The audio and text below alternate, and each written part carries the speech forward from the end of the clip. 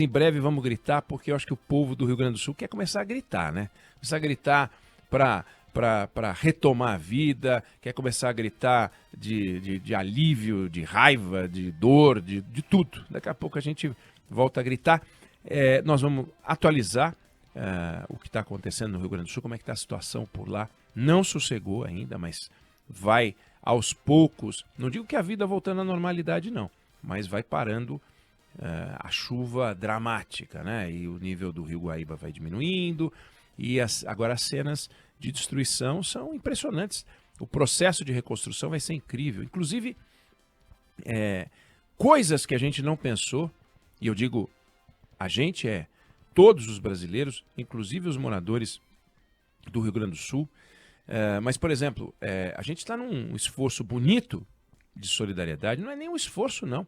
Todo mundo está fazendo o que pode, porque sente que é esse o papel numa hora dessa. Então não é um esforço do tipo sacrifício, não. As pessoas fazem isso com boa vontade. E a gente mandou muita coisa para lá. Todo mundo está mandando coisa para lá.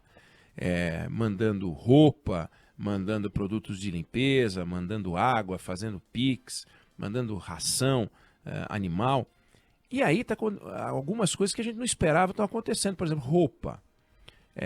As roupas vão para lá, estou falando de roupa boa, não estou falando de roupa usada, furada, porque teve gente que fez isso. Furada nem digo, eu digo roupa que não dá para usar. Eu tenho camiseta que tem furo e que eu uso. Então mandar uma roupa que tem um furo não é um problema. O problema é você mandar uma camiseta que não dá para usar. Um tênis rasgado, esse tipo de coisa não dá. Mas as pessoas mandam roupas para lá, como é que lavam as roupas? É um desafio. E eles estão comentando isso. Escuta, tá difícil. Não tem uma central, uma lavanderia central. Não tem onde pendurar as roupas. Então, tem uns desafios que a gente não espera, né? Quando a gente manda as roupas, os cobertores, os lençóis. Tem uma administração difícil de fazer. Então, olha que desafio. Mesmo quando o Brasil inteiro ajuda e manda para lá, tem, portanto, produto de limpeza, a gente tem que pensar nisso, como é que vai lavar, como é que vai estender, onde é que vai pendurar. Os abrigos não são ambientes improvisados, não existem abrigos esperando tragédias, né? Os abrigos surgem de forma improvisada. Então, olha que desafio. Até mesmo quando aparece a ajuda, a roupa principalmente, aparece um desafio novo, que eu não tinha pensado nisso. E na hora em que o Rio Grande do Sul pediu ajuda e todo mundo ajudou, também não pensava nisso, porque o mais importante era vestir as pessoas. Mas tem que lavar, né? Tem que lavar. Usou a camiseta, usou a camisa, usou a calça, tem que lavar. Vai lavar como? Onde é que lava? Onde é que deixa? Olha que coisa desafiadora, né? Como uma tragédia é complicada. Imagina o que é o processo de reconstrução. Vamos acompanhar como estão as coisas por lá, vamos contar como é que estão as coisas em Brasília, vamos conversar com a Juliana Rosa, saber na economia o que está acontecendo. Mas eu queria falar hoje sobre uma decisão. Muita gente, mas eu digo muita gente mesmo, se manifestando nas redes sociais, muita gente protestando, principalmente protestando contra a decisão do ministro Dias Toffoli, que foi tomada essa semana, anteontem, anulando as decisões da 13ª Vara de Curitiba, leia-se do juiz, o então juiz Sérgio Moro, atual senador Sérgio Moro, contra o empresário Marcelo Odebrecht na Operação Lava Jato. Anulou todas as decisões. O Marcelo Odebrecht, a gente sabe, presidente da maior empreiteira brasileira. Em 2014, a Odebrecht trabalhava em quase todos os estados brasileiros, trabalhava em 70 países, ou tinha trabalhos realizados em 70 países, tinha contratos nos 10 anos anteriores, em 2004 e 2014, em consórcio ou diretamente com a Petrobras, da ordem de 35 bilhões de reais, valores da época. Nós estamos falando de 10 anos, no caso de 2014, mas também tem contratos de 2004, então de 20 a 10 anos, esse 35 bi é 50, 60. Que confessou o pagamento de propina da ordem de 1 bilhão de reais, que tinha um setor montado especificamente para fazer o pagamento de propinas, um setor chamado de operações estruturadas dentro, mas era o departamento de pagamento de propina, que virou um banco. Eles compraram um banco que tinha uma estrutura executiva só para cuidar do pagamento de propina, que deu dinheiro para o PT, para o MDB, hoje MDB, para o PSDB, para todos os partidos, que tinha investigação em obras de metrô, de túnel, de hidrelétrica, de adutora, de presídio, de aeroporto, de estádio, do que você quiser, que fez uma delação, que confessou ter pago propina para várias pessoas, a maior delação da história do mundo capitalista, dezenas de executivos, que recebeu uma multa monumental jamais vista no Brasil. E de repente, e eu vou usar a palavra de repente só como de forma retórica, o ministro do Supremo Tribunal Federal, Dias Toffoli, anula todas as decisões condenatórias do juiz Sérgio Moro. E aí as pessoas ficaram, não, pera, indignação total. Não dá. Não dá. Como é que pode a corrupção ser absolvida? O corruptor maior da história do Brasil ser absolvido? Como pode um ministro do Supremo Tribunal Federal se curvar a isso? Como pode no Supremo Tribunal Federal a gente ter um ministro que permite, que patrocina essa excrescência que é a anulação das condenações de um grupo que tentou salvar o Brasil da corrupção, de um juiz e um grupo de procuradores que tentaram vencer uma estrutura corrupta que o Brasil jamais conheceu. O Brasil está perdido.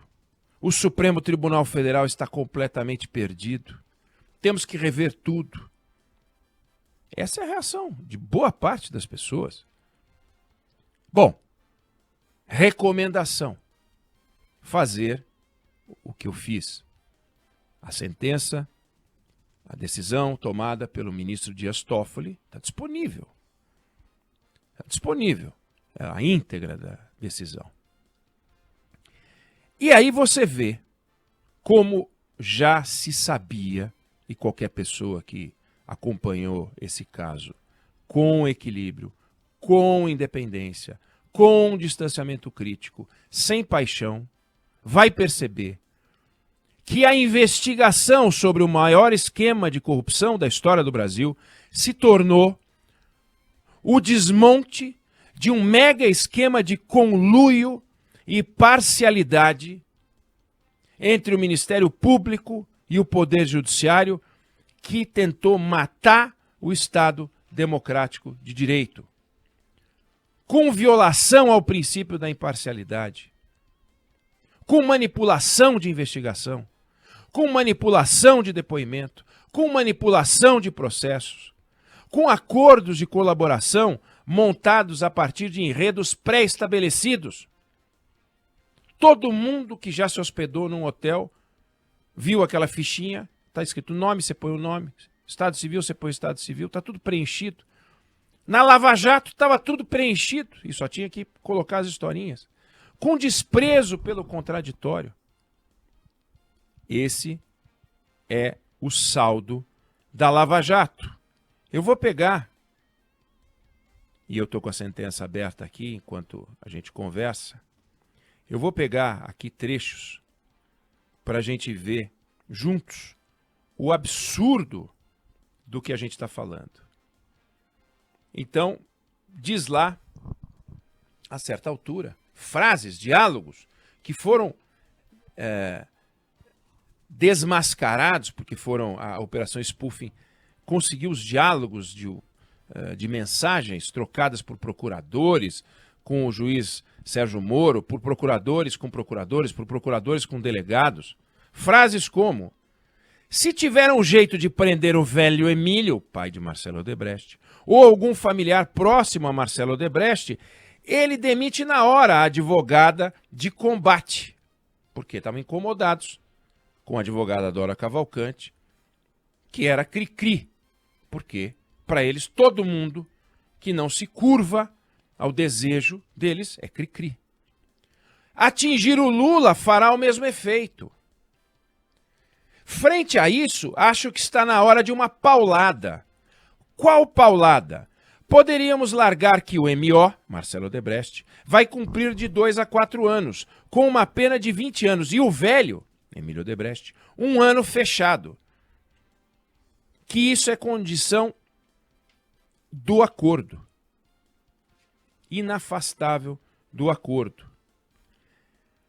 Tem uma hora, em julho de 2017, que o advogado, um dos advogados de defesa do Marcelo Odebrecht, questionou uma decisão do Sérgio Moro, diálogo deles.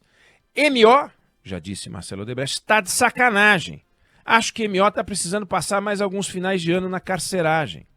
E assim brotam dezenas de diálogos, mostrando que o Estado Democrático de Direito só fica no papel para Lava Jato. Lá pelas tantas, o juiz Dallagnol, o juiz Sérgio Moro, pergunta: vocês entendem que tem uma denúncia sólida o suficiente? Deltan Dallagnol responde: sim. Na parte do crime antecedente, colocaremos que o esquema Petrobras era um esquema partidário de compra de apoio parlamentar, como no Mensalão, mas mediante indicações políticas usadas para arrecadar propina para enriquecimento ilícito e financiamento de campanhas.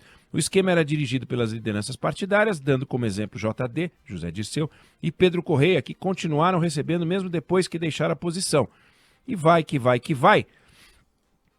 E diz o seguinte: estamos trabalhando a colaboração de Pedro Correia, que dirá que Lula sabia da arrecadação, e marcamos depoimento para um dia depois da nova fase para verificar a versão dele. Camargo Correia e Andrade Gutierrez estão fazendo levantamentos das palestras. A depender do amadurecimento, estarão nos crimes antecedentes também os esquemas de FGTS e BNDES. Quanto à lavagem, denunciaremos os pagamentos da Odebrecht e OAS no sítio, apartamento e mudança. A depender do amadurecimento, colocaremos também as palestras e antena da Andrade Gutierrez. Andrade Gutierrez que colocou uma antena perto do sítio do Lula porque ele reclamava que o sinal estava ruim. Aliás, reclamaram que o sinal estava ruim. Em linhas gerais é isso. Eu creio que é suficientemente forte e tal. E vão trocando para dizer como é que é a denúncia. É inacreditável. A Lava Jato deveria se comportar como parte do sistema de justiça brasileiro, porque é parte do sistema de justiça brasileiro e deveria trabalhar segundo as regras previstas para o sistema de justiça. E o nosso sistema de justiça prevê que os juízes empreguem nas sentenças as normas constitucionais. E, no entanto, a Lava Jato está passando por esse papelão. Um monte de procurador, um juiz, e as decisões que o Supremo tomaram, essa uma delas, não são contra as descobertas da Lava Jato, contra as provas da Lava Jato, contra o material da Lava Jato, mas são decisões que revêem as opções equivocadas feitas pelos procuradores e pelo juiz Sérgio Moro. Quem é que deu um duro golpe na Lava Jato? O STF, que está dando um duro golpe na Lava Jato? Ou o juiz Sérgio Moro e os lavajatistas todos? Não se questiona se tinha 50 milhões de reais nas malas do Gedel Vieira Lima. Elas não vão virar 50 reais. O gerente da Petrobras, que tinha uma centena de milhões de dólares na conta, não vai deixar de ter. As empreiteiras não deixaram de pagar propina, mas os cuidados no processo são fundamentais, como na cirurgia, em que o médico, a forma como ele aborda e faz a incisão, define a diferença entre a vida e a morte do paciente. Isso vale na engenharia. Uma obra para em pé ou cai de acordo com os que são chamados de detalhes. No direito, o que se chama de detalhe é a essência do processo. Não dá para aceitar o que aconteceu. A Lava Jato tinha a obrigação, esse juiz Sérgio Moro, irresponsável, esses procuradores irresponsáveis, tinham nas mãos um mega escândalo. E por quê? Sentiram que não tinham as provas suficientes para poder condenar aquilo que eles estavam vendo e poder botar na cadeia as pessoas, começaram a trabalhar, a forjar, fizeram um conluio, manipularam, cometeram ilegalidades. E os fins não justificam os meios nunca. Nunca os fins podem justificar os meios. Você vai tirar a sua carteira de motorista, tem uma sequência que você tem que seguir. Se você não seguir, você não recebe a sua carteira, não podemos chamar isso, volto a dizer, de detalhes. Então, para quem está indignado, eu também estou indignado, porque corrupção existiu. Agora, olha o saldo da Lava Jato. Que lixo!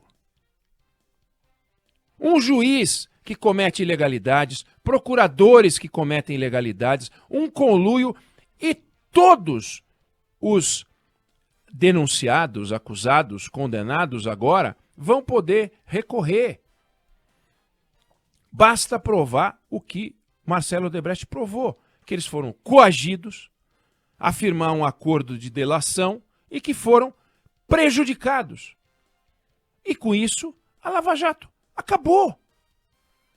Quem é que matou a Lava Jato? O Supremo Tribunal Federal? Qual deveria ser o papel do Supremo Tribunal Federal? Abençoar as ilegalidades do sistema de justiça brasileiro?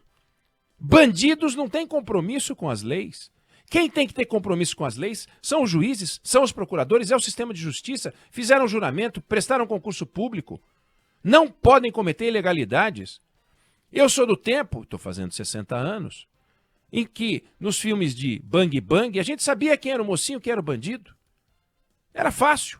O mocinho já usava um chapéu branco, o bandido usava um chapéu preto, o revólver do mocinho tinha balas eternas, nunca acabavam, o revólver do bandido acabava as balas, a mira do mocinho era melhor, e no final você não tinha o mocinho colocando um saco na cabeça do bandido falando onde é que está o baiano.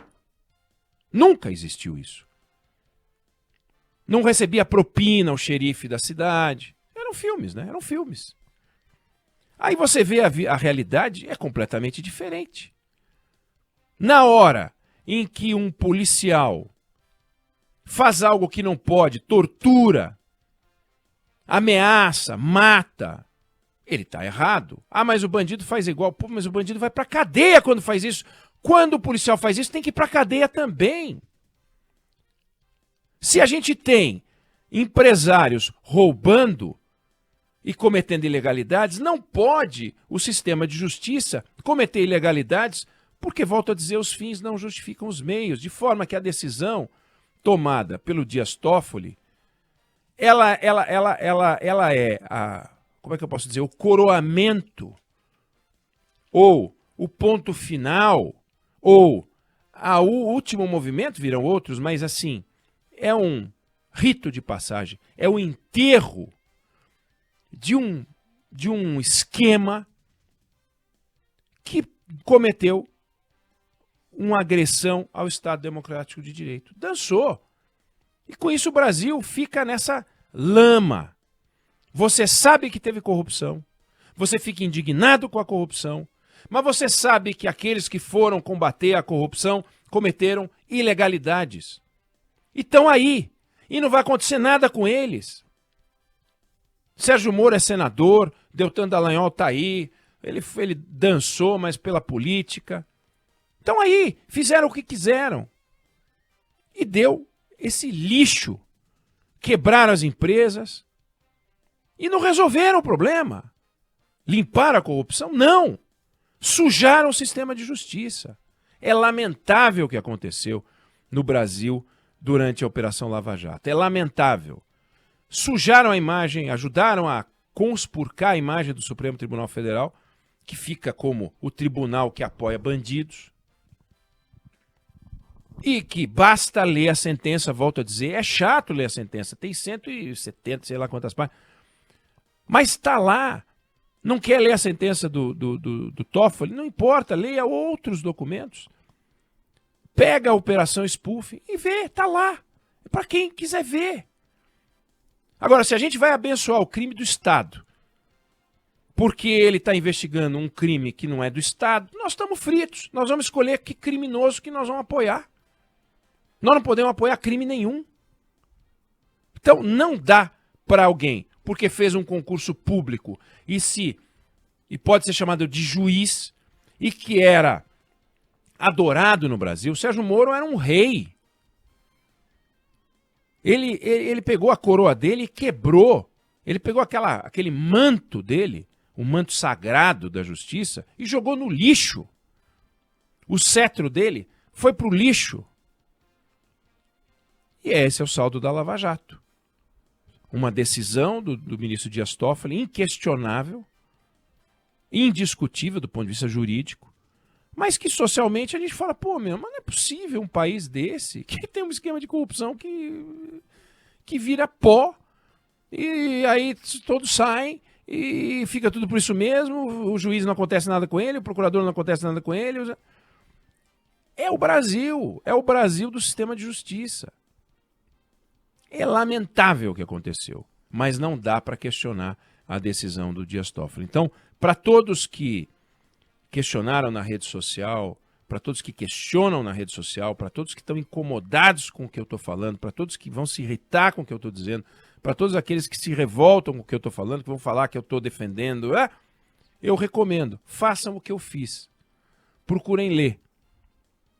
E lendo, vão continuar com vontade de vomitar no balde, de nojo, mas não porque o ministro Dias Toffoli tomou uma decisão nojenta, que dá vontade de vomitar, mas porque o que aconteceu no Brasil a partir de 2014, por causa desse grupo irresponsável, patrocinado pelo atirador-geral da República, isso é a maior distorção que a gente viu nos últimos tempos. É lamentável o que aconteceu. E não resolveu o problema da corrupção. Eu não sei se você concorda, não sei se você discorda, muita gente vai discordar, talvez mais do que as pessoas que vão concordar, mas essa é a opinião que eu tenho sobre o assunto.